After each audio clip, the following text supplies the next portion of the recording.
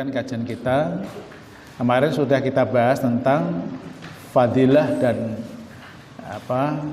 kemuliaan sholat sunnah ya, jika kita kerjakan dalam keseharian kita ya. Di antaranya kemarin ada 3 hadis yang kita sampaikan. Yang pertama adalah bahwa amalan sunnah itu ya menjadi amalan yang akan dihisab oleh Allah setelah salat fardu kita ya, salat fardu kita, kemudian dilihat salat sunnah kita ya. Salat sunnah kita untuk melengkapi ya daripada pahala atau keutamaan dari salat fardu. Yang kedua adalah amal sunnah itu menjadikan kita menjadi lebih dicintai oleh Allah Subhanahu wa taala ya. Jadi amalan sunnah itu menjadikan kita lebih dicintai oleh Allah Subhanahu wa taala. Dan yang ketiga, orang-orang yang menghidupkan sunnah Nabi ya, itu nanti akan bersama dengan Nabi ya. Bersama Nabi di mana? Ya, di tempat Nabi gitu. Nah, tempat Nabi yaitu insyaallah surga ya. Sebagaimana hadis yang kemarin kita baca, man ahya sunnati faqad ahabbani. Barang siapa yang menghidup-hidupkan sunnahku, ya nanti maknanya panjang ya. Faqad ahabbani, maka sungguh orang itu layak untuk mendapatkan kecintaanku. Wa man ahabbani, barang siapa yang aku cintai, kana ma'i fil jannah. Maka ya, dia akan bersamaku di surga. Nah, bahkan di hadis yang lain Nabi sallallahu alaihi wasallam bersabda ya, anta ma'aman ahbabta, kamu akan bersama orang yang kamu cintai. Nah, dalam hal ini yang kita cintai adalah Nabi sallallahu alaihi wasallam. Bapak Ibu yang dimuliakan Allah, pada kesempatan sore hari ini kita akan bahas tentang macam-macam salat sunnah. Salat sunnah sering kita maknai dengan istilah salat nafilah. Salat nafilah. Kadang juga disebut salat tatawu ya, tatawu. Kadang disebut dengan istilah salat mustahab ya. Ketiga istilah ini sama ya. Walaupun nanti stresingnya kadang-kadang ada ya. Ada stresing khusus ya. Tapi sebetulnya sama. Oleh karena itu kita bahas panjang lebar tentang salat nafilah. Kata nafilah ya, itu ya jamaknya adalah nawafil. Ya, dari nafal, nafilah, nawafil. Yang artinya adalah az-ziyadah, bertambah. Jadi kalau kita melakukan salat sunnah itu maksudnya menambahi salat. Menambahi salat apa? Menambahi salat fardu yang kita lakukan. Nah, gitu. Kan sebenarnya kalau kita sudah salat fardu kan sudah cukup belum? Cukup ya. Tapi ternyata kita merasa belum cukup. Maka perlu ditambah. Nah, tambahannya itu namanya salat nafilah. Nah, salat nafilah ya, salat nafilah.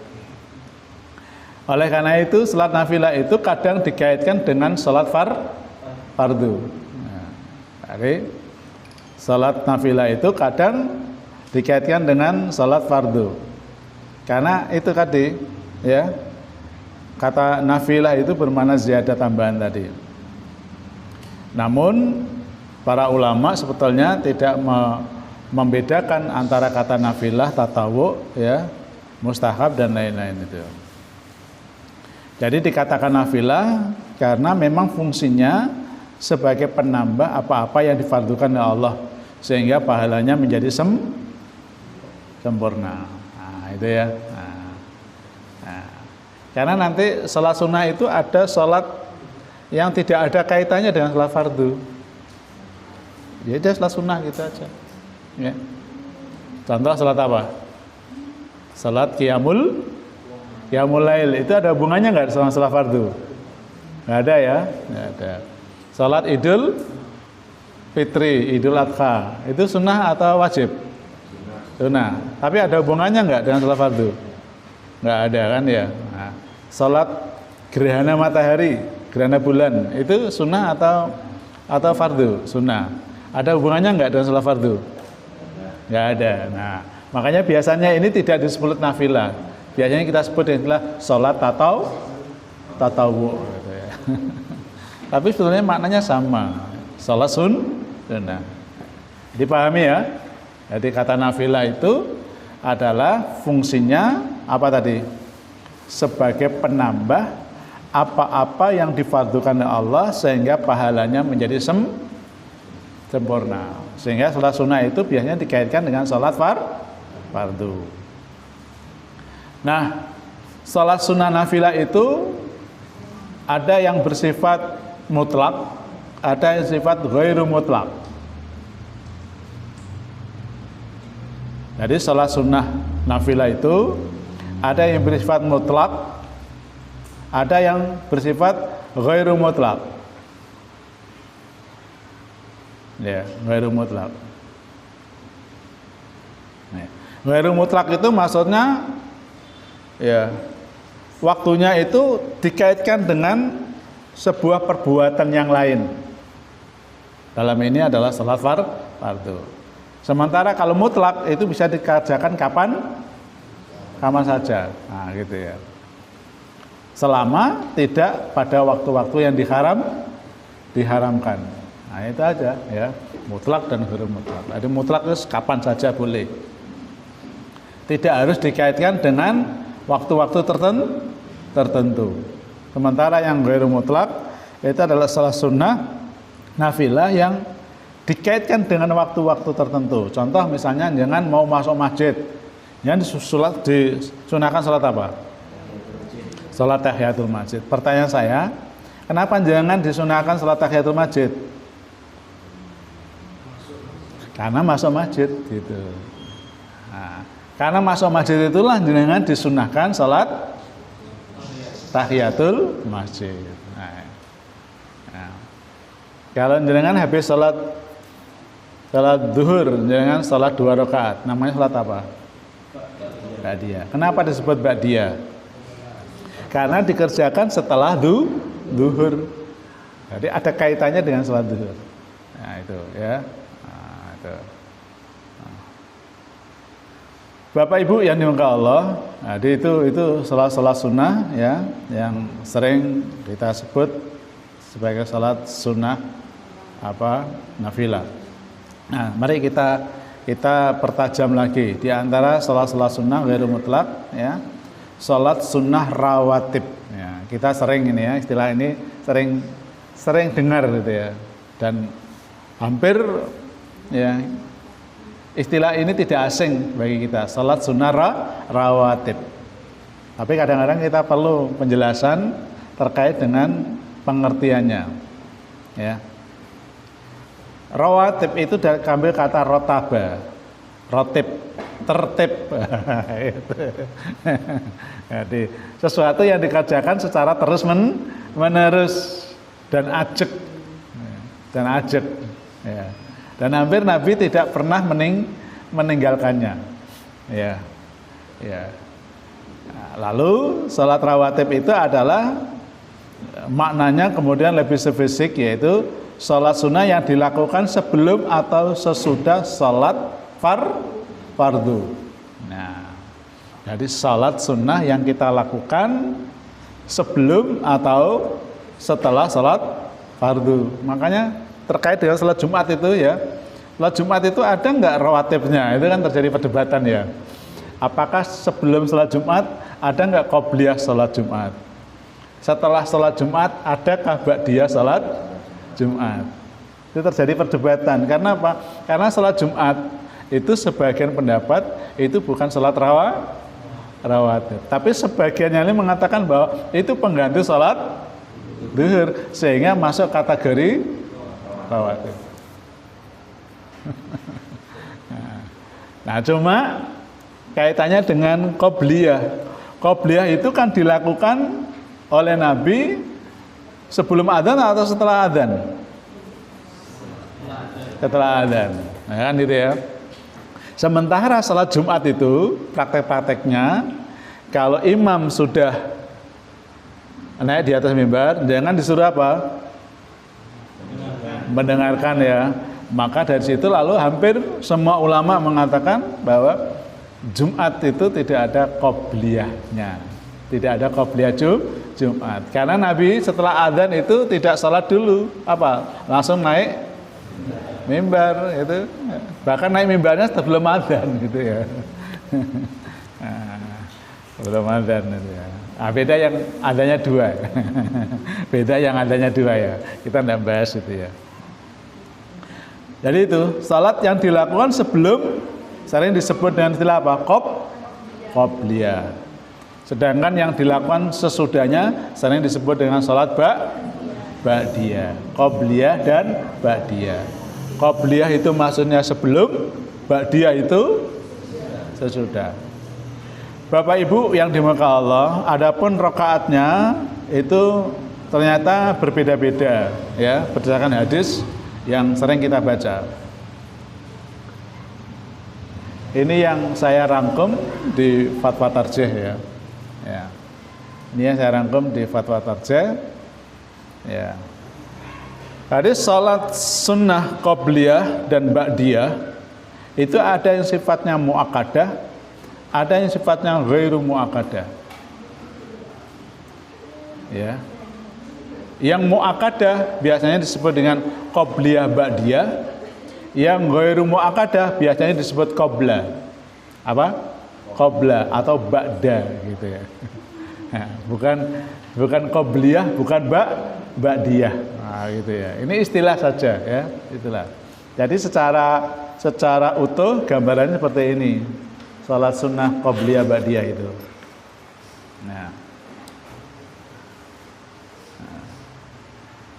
Kalau subuh 2 rakaat. Rakaatnya apa ini? Qobliyah. Kalau zuhur bisa 2, bisa 4 rakaat. Namanya apa nah? Qobliyah atau 2 rakaat ba'diyah.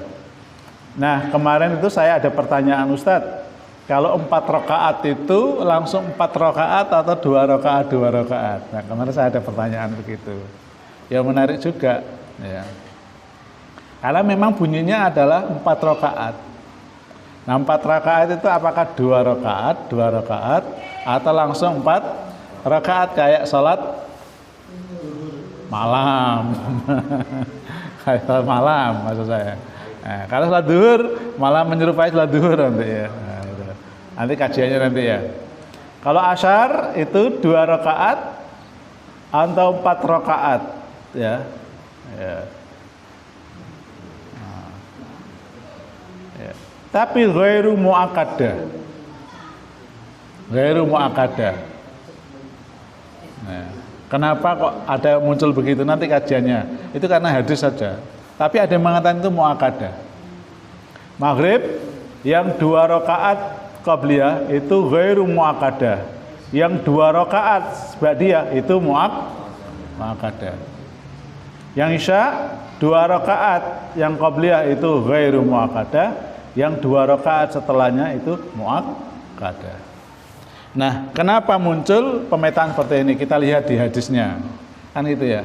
Munculnya pemetaan seperti ini karena berdasarkan hadis. Kita lihat di sini hadisnya.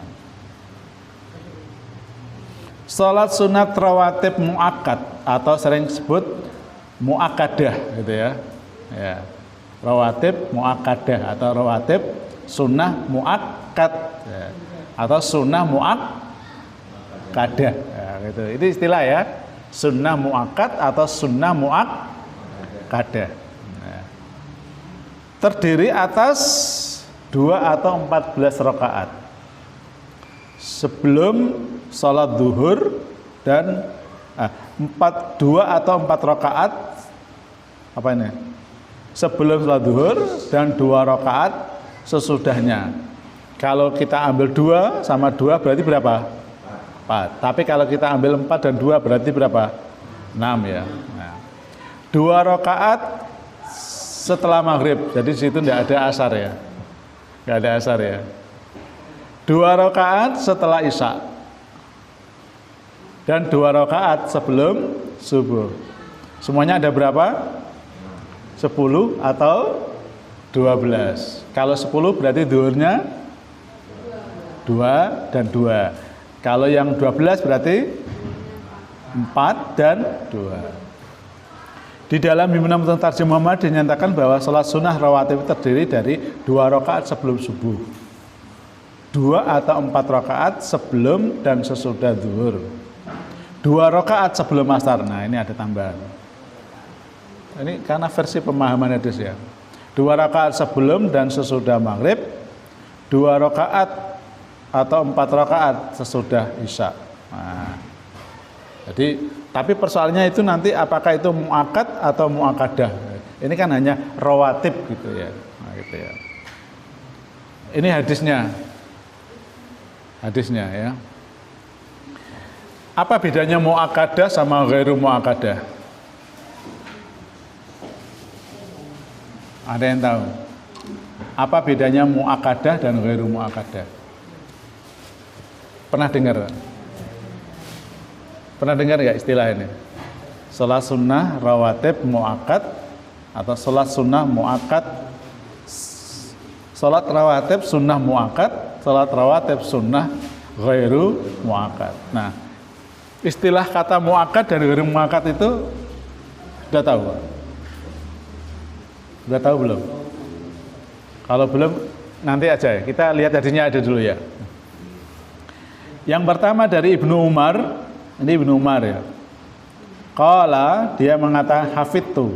Artinya apa hafidtu itu? Saya hafal benar. Karena hafal benar berarti Ibnu Umar itu selalu melihat Nabi setelah salat fardu. Padahal Nabi itu kalau salat sunnah itu rata-rata di mana? Dikerjakan di mana? Di rumah. Nabi itu kalau salat sunnah itu kebanyakan dikerjakan di rumah. Nen jenengan dikerjakan di rumah, biasanya nek wis nang omah. Pripun nek nang omah? salah jare buku cara, salah apa? Buku sejajan, Pak. Nah, biasanya kita setelah sunnahnya sekalian di masjid. Gitu? Gitu mboten? Soalnya nek nang omah apa meneh putune wis rewel wis mulih mbah wis habis sholat sunnah enggak sempat itu ya. Nah itu. Ya, jadi jika tidak memungkinkan kan Nabi mengatakan gini ya, nawwiru buyutakum bi qiraatil Qur'an wassalah kan gitu ya. Cahayailah rumahmu itu dengan membaca Quran dan sholat. Maksudnya sholat apa itu? Sholat sunnah itu. Ya, jadi maksudnya sholat sunnah bukan sholat fardu. Kalau sholat fardu itu lebih baik dikerjakan di masjid dengan berjamaah. Walaupun yang saya share barusan, walaupun itu seorang wanita, itu ya. Barusan saya di grup itu sudah dibaca belum? Walaupun seorang wanita, ya itu dianjurkan, tidak apa-apa gitu ya. Nanti dibaca ya, baru tak share di grup itu. Ya. Tapi kalau salat sunnah, itu utama dikerjakan di rumah. Kecuali memang harus dikerjakan di tempat yang memang sudah seharusnya dikerjakan. Contoh salat istisqa itu dikerjakan di mana? Masa di rumah? Kan di tanah lapang ya, di halaman yang luas ya, atau di masjid.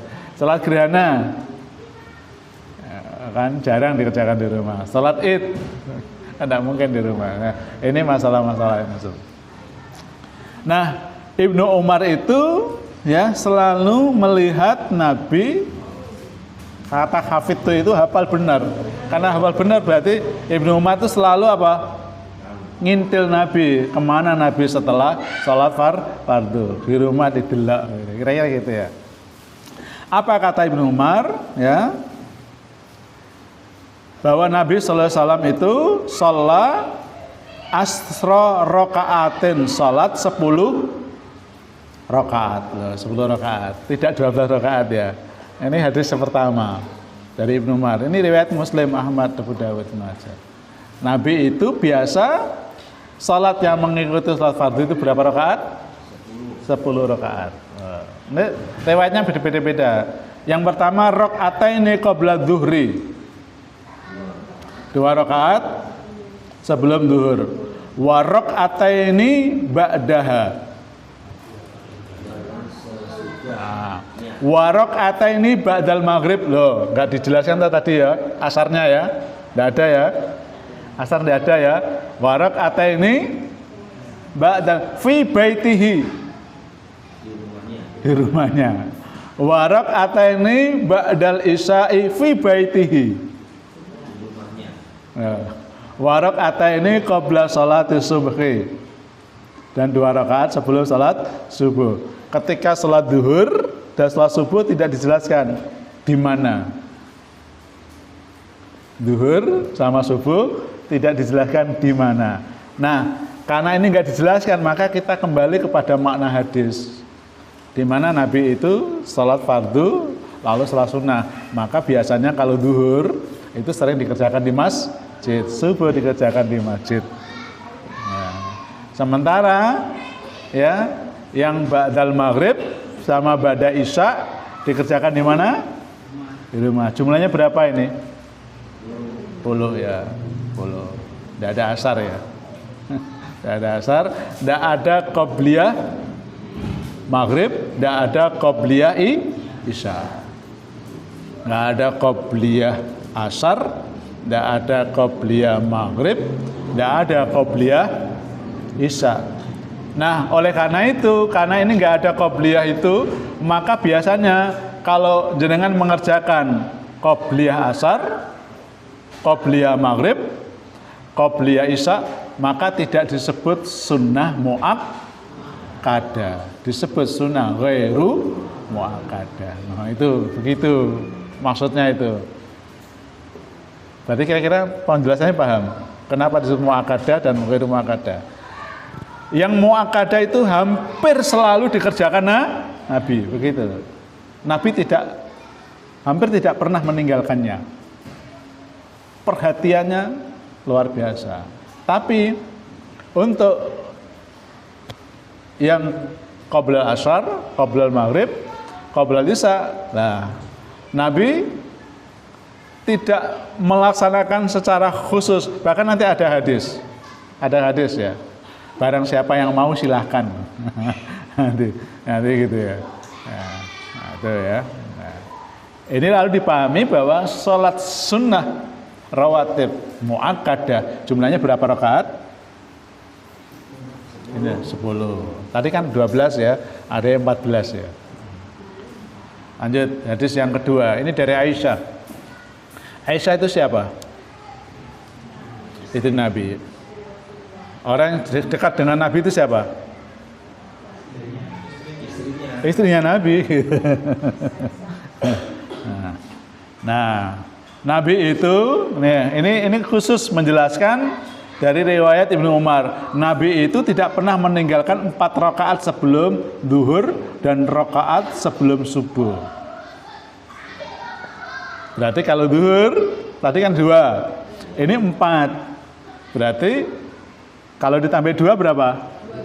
12.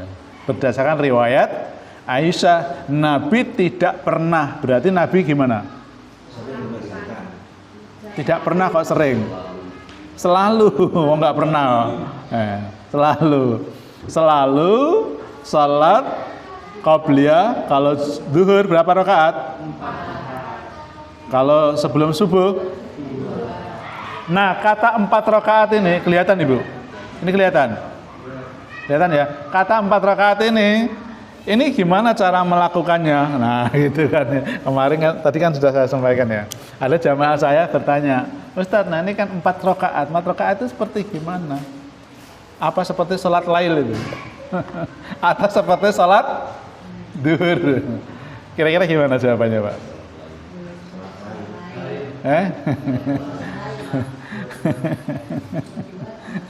Setelah saya jelaskan, yang tanya itu, oh gitu tuh satu. Ayo saya tanya jenengan, kira-kira 4 rakaat ini gimana cara ngerjakannya? Ini kan Nabi kan yang ini. Aisyah mengatakan Nabi tidak pernah meninggalkan 4 rakaat sebelum sholat zuhur dan 2 rakaat sebelum sholat subuh. Katanya kan ini 4 rakaat. Tapi di sini tidak ada kata kaifiyahnya, nggak ada. Ya, beda kalau sholat malam. Ya, sholat malam itu kan ditanyanya kan kaifiyah, kaifa, bagaimana Nabi. Kalau ini kan tidak ada kaifiyahnya. Hanya disebutkan jumlah rakaat secara global. Jawabannya gimana terusan? Karena ini global, maka kembali kepada hadis yang sifatnya rinci, di mana kita temukan Nabi SAW pernah bersabda, sholatul laili wan nahar, ada kata wan nahar, ya, rak'atain. Sholat malam dan sholat siang itu 2 rakaat. Maka kata 4 rakaat itu dikerjakan 2 rakaat salam, 2 rakaat salam. Itu yang Pak Agung sering kerjakan. Kan itu saya lihat Pak Agung 4 rakaat. Jadi kita lihat itu. Jadi muncul 12 rakaat tadi karena ada riwayat siapa ini? Aisyah, ya, Aisyah. Rawahul Bukhari dan Abu Dawud. Warawa anha aidan, ini juga dari Aisyah juga. Ketika dia ditanya tentang salat Nabi sallallahu alaihi wasallam min tatawu. Nah, ini ada kata tatawu. Tadi kan nafilah ya. Jadi nafilah tatawu itu hampir sama istilah aja. Qalat, Aisyah menjawab, karena yusolli adalah Nabi salat itu qabla dhuhri arba'an fi baiti. Loh Bu, 4 rakaat di rumah. Kalau tadi Ibnu Umar tadi kan tidak dijelaskan di mana ya. Tapi Aisyah yang 4 rakaat itu kasusnya di rumah. Nah, ini jenengan di masjid kan gitu ya. Ya, kalau jangan kenapa di masjid? Ngonang nang masjid selak wis qomat gitu. Kalau zaman Nabi, pokoknya kalau Nabi kalau Nabi belum keluar tidak berani qomat. Makanya kalau jangan sholat di Masjidil Haram itu jarak iqamah dengan adzan itu lama. Nah nang kene kadang ana 2 menit, kadang ana 5 menit, ana 10 menit. Nah, patokane menit ya, menit.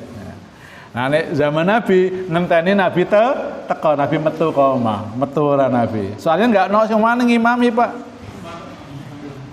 Kalau ada Nabi kok ngimami, dosa. Ngono Nabi. Itu persis saya di pondok ya. Kalau ada Pak Yai, Ranes wani ngimami sampai itu 1 jam itu ngenteni sholat gara-gara Pak Yai ketiduran. Iki sudah sholat ora. Wah, akhirnya wis dikomati wis.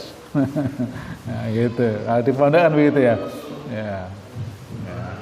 Nah, kalau di masjid itu ada imam 1, imam 2, imam 3. Kalau nggak ada semuanya, baru semua Pak Imam. Orang yang ditunjuk untuk menjadi imam, tidak boleh asal-asalan ya. Kalau di masjid itu ada imam 1, imam 2, imam 3. Nah, jadi gitu. Kalau di Darussalam itu yang di jadwal itu kok ada pasti tunjuk. Kalau nggak ada baru nunjuk yang lain. Ya. Tapi kasusnya gini. Jadi Nabi itu salat 4 rakaat di mana? Di rumah. Dan itu bisa jangan lakukan kalau jarak masjid dengan rumah itu dekat. Jangan berapa kilo, Bah? Jarak rumah dengan masjid biasanya 50 meter, dekat ya. Dekat ya. Nah, itu bisa, Bah, sholat sunnah di rumah. Tapi kalau jenengan ini kan agak jauh ya. Pakai titik tadi.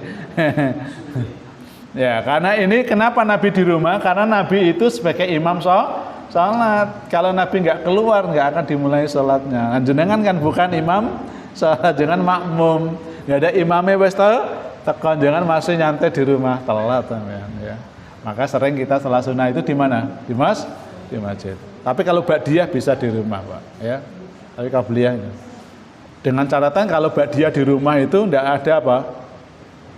Tadi loh Pak Kuncoro, selak.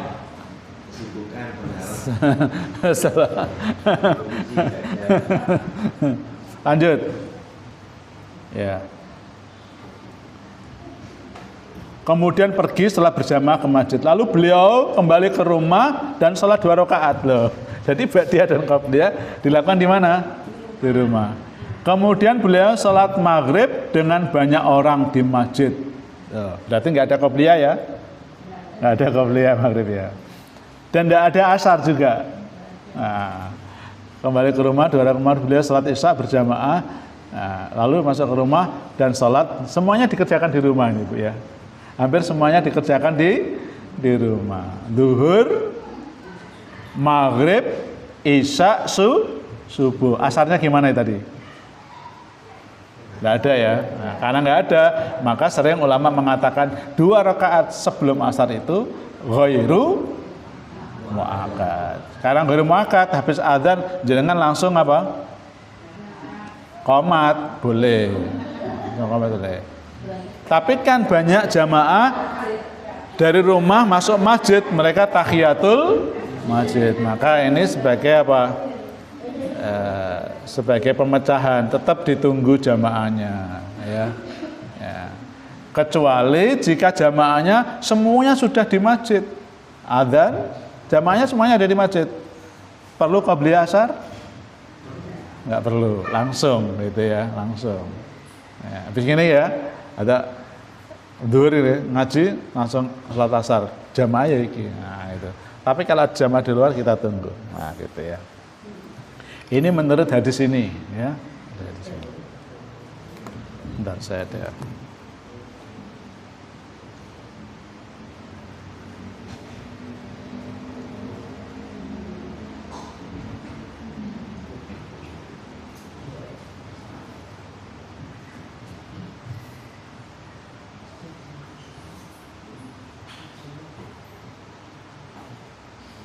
Ya, lanjut ya. Nah, itu.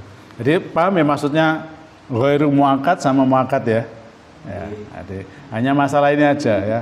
Kalau yang mu'akkad itu hampir Nabi tidak pernah meninggalkan.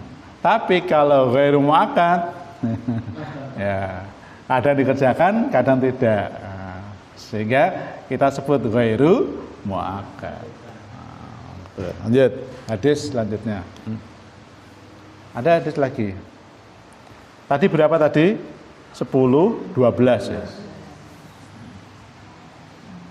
Nah, ini dikuatkan hadis yang lain. Barang siapa? Nah, mudah-mudahan jenengan mendapatkan ini Bu ya. Barang siapa yang bisa menjaga 12 rakaat di malam hari ya, dan di siang hari, maksudnya gitu. Bunyalahu bihinna baitun fil jannah. Ya. Jenengan akan dibangunkan oleh Allah rumah di surga. Jadi bangun rumah surga itu gampang. Di antaranya ini. Ya, gampang Pak ya. Enggak perlu apa Pak? Ya. Enggak perlu bondo gitu ya. Ada bangun rumah itu kan perlu bondo. Ya, sudah dibangunkan. Berarti tinggal apa? Kalau sudah dibangunkan berarti tinggal apa? Nempati. Ya.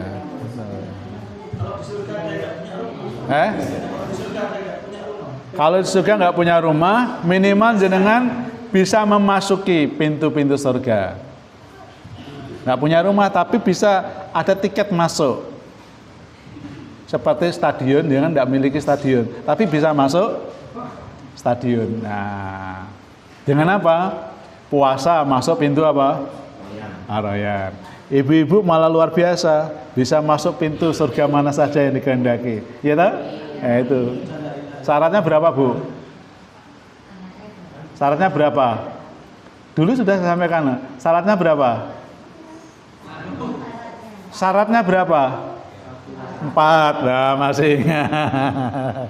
Syaratnya 4. Ibu-ibu bisa masuk pintu surga dari mana saja. Yang pertama, sholat 5 waktu, apalagi Nah, yang kedua, puasa Ramadan. Yang ketiga, taat sama suami. Yang ketiga, empat,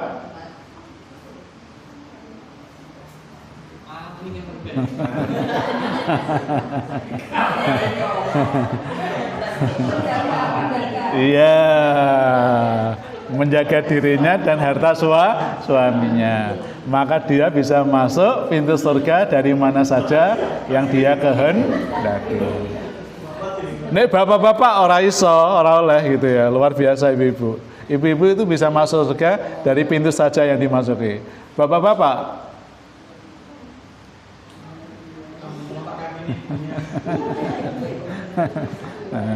nah, ya ini ya, niscaya dibuatkan mereka sebuah rumah di surga. Nah, kalau rumah di surga sudah dibuatkan berarti kan jatah jenengan. Ya, jadi jenengan itu sudah dikapling-kapling surga, ya, kapling-kapling surga. Ya. Nah, tentu kalau orang bisa menjaga sholat sunnah rawatib, apalagi sholat fardu, kan begitu. Karena sholat sunnah rawatib itu kan mengikuti apa? Sholat fardu, otomatis dia mengerjakan sholat fardu. Nah, gitu ya. Ya. Sampai sini dulu. Ada yang bertanya, Bu? Silakan. Sampai sini dulu. Nah, ini kenapa yang selain itu disebut ghairu waqat? Ada hadis nih. Juga dari Ibnu Umar. Nabi mengatakan rahimallahu. Apa ya? Rahimallahu. Allah mencintai. Allah mencintai, memberi rahmat. Imro'an kepada seseorang. Sholat yang sholat qoblal asri sebelum asar arba'an. 4 rakaat. Tapi katanya rahimah saja. Jadi kalau rahimah nek gelem, kowe nek gelem ngono lho ya. Kowe bakal disenengi Gusti Allah. Berarti ini adalah ghairu muakkad, bukan muakkad. Hadis riwayat Ahmad, Abu Dawud ya. Ya, Al-Muntaqa Hasan, Ibnu Hibban mengatakan di sini sahih. Ya. Contoh lagi. Nah, ini. Nabi mengatakan shallu qabla salatil maghrib. Shallu qabla salatil maghrib 2 kali. Kemudian yang ketiga mengatakan liman sa'a, sing gelem.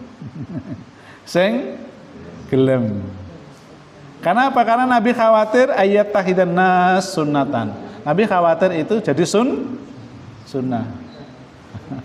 Loh, padahal ini salat sunnah, tapi Nabi mengatakan dia khawatir jadi sunnah. Iya maksudnya, Pak. Padahal itu salat sunnah, tapi Nabi mengatakan khawatir dijadikan sebagai salat sunnah. Bingung ya? Bingung nggih? Ya, ini kan salat sunnah, tapi Nabi khawatir dijadikan sebagai sunnah. Maksudnya sunnah di sini itu sebagai kemestian. Nabi wae ngono. Nek sampean ora ngono ora ngikuti sunnah gitu maksudnya ya. Ya, paham ya? Jadi sunnah yang dimaksudkan di sini itu adalah perilaku Nabi. Nabi mesti. Nah, ada kata mesti. Padahal Nabi mengatakan sing gelem monggo, sing ora apa-apa. Nah, gitu. Ya, gitu. Ya, hanya gitu aja. Ya. Sebab Nabi khawatir dijadikan sunnah, maksudnya sebagai sunnah muakkad. Ya. Nah, kata muakkad ini kan interpretasi, Pak, sebetulnya ya. Ini saya ambil terjemahan di Fatwa Tarjih gitu ya. Ada kata sunnah itu maksudnya sunnah muakkad. Sehingga 2 rakaat sebelum maghrib itu ghairu muakkad. Jadi munculnya begitu, Pak. Kalau yang tadi apa? Rahimah. Mudah-mudahan kamu dicintai. Nah, gitu. Yang ini adalah nek kowe gelem. Orang gelem ora apa-apa. Nah, gitu ya. Berarti kalau maghrib, sebelum maghrib itu yang dianjurkan apa? Tahiyatul masjid. Jadi kalau jenengan mau maghrib itu jangan utamakan tahiyatul masjid dulu. Nek waktunya masih ada kok, jangan kepengen nambah apa? Qobla, bukan qobliyah. Ya monggo. Tapi enggak pun juga enggak apa-apa. Gitu maksudnya ya. Jadi diutamakan apa Pak? Tahiyatul masjidnya. Nah, ini yang isya. Jadi Nabi itu 4 rakaat setelah isya. Ya. Arba'ur rakaah ya. Tapi tidak sering gitu, kalau ya, kalau. Nah, kalau yang isya itu diambil dari kadang ini. Yang isya itu diambil ini, yang qobliyah, yang qobla itu. Baina kulli adaini salatun. Artinya apa? Di setiap 2 adzan terdapat salat. 2 adzan itu maksudnya apa? Adzan dan iqamah. Itu ada 2 salat. Nah, memakai hadis mutlak ini. Tapi kata salatun itu, ini kan isim nakirah. Pernah belajar pondokan. Artinya umum, karena salat itu bisa berdoa. Ya, jadi berdoa juga bisa. Bahkan di hadis yang lain, la yaruddu doa baina iqamatain. Tidak tertolak doa di antara adzan dan iqamah. Nah, sehingga kata salat itu juga dimaknai apa? Doa. Nah, ya. Tapi ada kata-kata liman sya'a. Sing gelem, nek ora gelem ora apa-apa. Nah, berarti yang utama apa, Pak? Yang utama tahiyatul masjid, gitu ya. Nah, kalau isya belum ada riwayatnya, ya. Yang qobliyah isya, tapi menggunakan hadis ini biasanya, ya, menggunakan hadis ini. Nah, kalau ini hampir sama tadi ya. Ini kunna nusolli rakaataini ba'da ghurusi samsi. Kami pernah sholat 2 rakaat setelah terbenamnya matahari. Nabi melihat kami, tapi tidak memerintah dan tidak pula melarang. Maksudnya qobliyah maghrib. Tidak diperintah dan tidak dilarang. Artinya ya nek gelem ya kerjano, nek ora gelem ya ora apa-apa. Nah, itulah makanya sering kita sebut dengan istilah apa? Ghairu muakkad. Jadi paham Mbak Yu? Bapak Ibu ya? Jadi yang muakkadah itu adalah sholat sunnah yang mencatai sholat fardu yang hampir tidak pernah ditinggalkan Nabi. Berapa jumlahnya? 10 atau 12. Di riwayat Aisyah 12 karena ketambahan tadi ya. Sementara ghairu muakkad atau ghairu muakkadah adalah sholat sunnah yang menyertai sholat fardu, tapi Nabi tidak melarang dan tidak pula memerintahnya. Jika ada waktu silakan, kalau tidak ada waktu ya tidak apa-apa. Nah, gitu ya.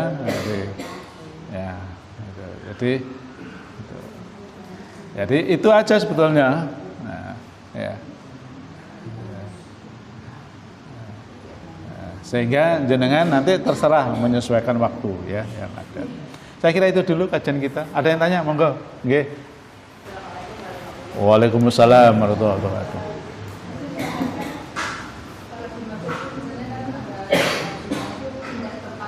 Pindah tempat. Ini kajiannya. Ini kajiannya.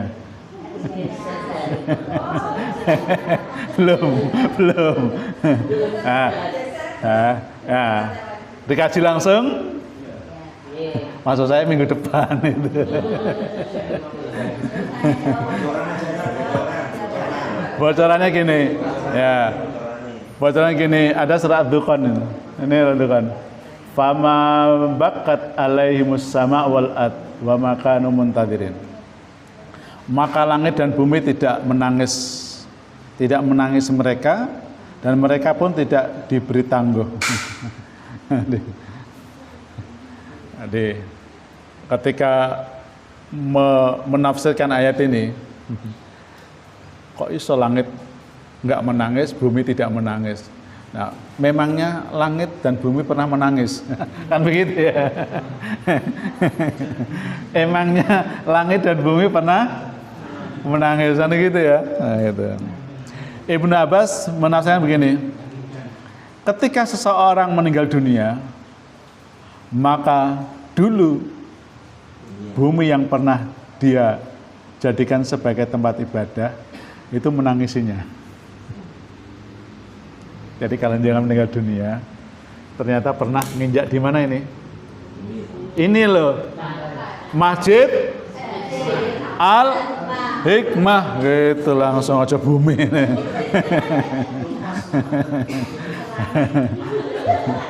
Nah, Masjid Al-Hikmah ini menangisi jenengan. Ya Allah, dulu itu Pak Aris pernah nginjak saya di sini.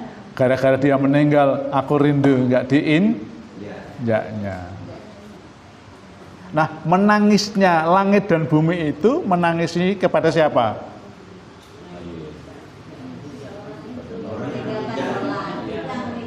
Menangisi siapa? Menangisi orang yang ahli ibadah. Kalau yang meninggal orang yang nggak pernah nyentuh, maka ayatnya tadi, bumi dan langit tidak akan pernah menangisi. Karena memang apa katanya bumi, oh, kamu dulu malah menginjak aku, malah aku mau keruk, mau cukup apa? Mau cukup sumberku. Nah, kalau ini tidak diinjak itu untuk kepentingan ibadah, maka dia menangis. Langit yang dulu dilalui, kira-kira jangan melalui langit, melalui apa ya? Ya, pernah nggak melalui langit? Yang pernah umroh siapa ini? Yang pernah haji siapa ini? Oh, naik apa itu? Terbang kemana itu? Ke langit.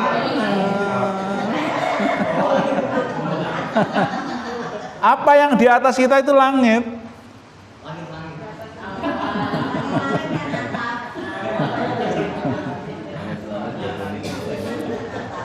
Tidak ada pas itu, nah, dia sholat jamak qashar di atas pesawat. Loh, kan pernah ibadah di langit. Kira-kira gitu. Maka dia akan menangisnya.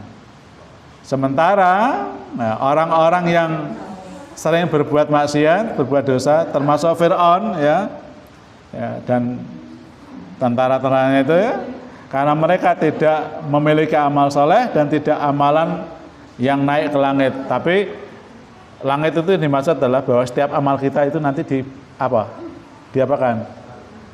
Diangkat kemana? Diangkat ke langit setiap hari apa? Setiap hari Jumat. Setiap sepertiga malam terakhir. Yang kedua setiap Senin dan Kamis. Yang ketiga setiap apa? Nisfus Saban yang tahunan itu. Nah, itu diangkat itu ya. Nah, saat itu jangan melakukan banyak amalan, dia menangis. Fama bakat alaihimus sama wal ard wa ma kanu mundarin. Berarti semakin banyak tempat yang kita jadikan tempat sholat, berarti semakin apa? Banyak bumi yang menangisi kita gitu. Maka kita harus memperbanyak tempat sholat. Ini masih banyak ayat-ayatnya ya. Lanjut ini Bu. Ada ayat lain. Ini ayat yang sering saya bahas ini. Ini ayat yang saya bahas. Kenapa kita merindukan Madinah dan Mekah? Yang belum merindukan ke sana, mudah-mudahan diberi kemudahan oleh Allah. Yauma idin tuhaddisu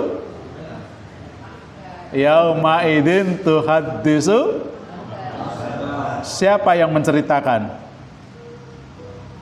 Bumi. Pada hari kiamat tadi bumi itu bercerita, ngomong ngalor ngidul ya Allah. Jadi pada hari kiamat itu bumi itu bercerita karena bercerita ya, maka di mana kita pernah menginjakkan kaki kita di bumi itu, maka semuanya akan dibuka oleh bumi. Pada hari itu bumi menceritakan beritanya.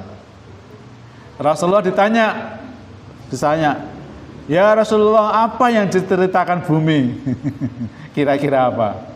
Nah, lalu ya, Rasulullah bertanya kepada sahabat-sahabatnya, sahabat-sahabatku, apa kira-kira yang diceritakan oleh bumi? Nah, sahabat-sahabat yang kata Allah wa Rasul alam. Nabi, Allah dan Rasul yang lebih mengetahui. Kemudian Nabi mengatakan ini terjemahnya, kelihatan Bu ya? Saya bacakan.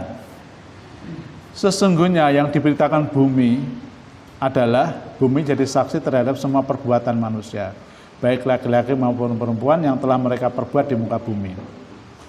Bumi berkata, manusia telah berbuat begini dan begitu pada hari ini dan hari itu. Inilah yang diberitakan bumi. Nah, tapi hadis ini diperdebatkan oleh sebagian ahli hadis. Tapi ada yang mengatakan hadis ini hasan ya. Masih banyak Bu dalil-dalilnya ya. Nah, lalu ini secara spesifik Nabi mengatakan ini. Tidak apa ya? Ini sekalian. Janganlah menyambung satu sholat dengan sholat yang lain. Jadi kalau habis sholat itu jangan langsung sholat sunnah. Ya. Setidaknya kita berbicara. Nah, berbicara itu maksudnya apa? Dzikir. Ya, atau ngomong sama sampingnya. Atau pindah tempat. Nah, ini sudah mulai menjawab Bu ya. Jadi pindah tempat sholat itu merupakan sunnah Nabi. Ustadz, bagaimana kalau tidak ada tempat untuk pindah? Ya di situ saja. Karena nanti bumi akan apa? Menjadi saksi. Tapi kalau bisa pindah, apa ini? Ya, kita pindah. Nah, ini ayat Al-Quran ya. Nah, jadi mulut kita dikunci, tangan kita nanti akan berbicara, dan kaki kita menjadi saksi terhadap apa yang kita kerjakan. Oh, banyak sekali hadis-hadisnya ya. Insya Allah besok kita kan. Ya, emang ini sudah saya siapkan. Mungkin ada yang tanya. Baik, nah itu setelah masalah ini terus kita bahas masalah sholat sunnah mutlak. Mari kita tutup dengan doa. Subhanakallahumma wa bihamdika asyhadu an la ilaha illa anta astaghfiruka wa atubu ilaik. Nasrun minallah nuqari wa basyiril mu'minin. Assalamualaikum warahmatullahi wabarakatuh.